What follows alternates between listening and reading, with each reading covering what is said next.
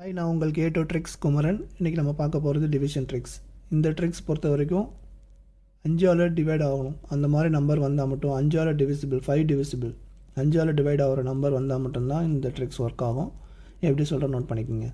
இப்போது 12/5, இப்போது 12/5 ஓகேங்களா. இதை வந்து 2ஆல் மல்டிப்ளை பண்ணுங்கள்.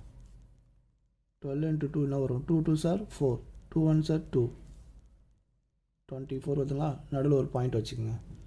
ஓகேங்களா, இதான் ஆன்சர். இப்போது இதை 2ஆல் மல்டிப்ளை பண்ணுங்கள். 36 × 2, 6 2s are 12, 3 2s are 6 + 1 72, நடுவில் ஒரு பாயிண்ட் வச்சுக்கோங்க. ஓகேங்களா, இதான் ஆன்சர். இது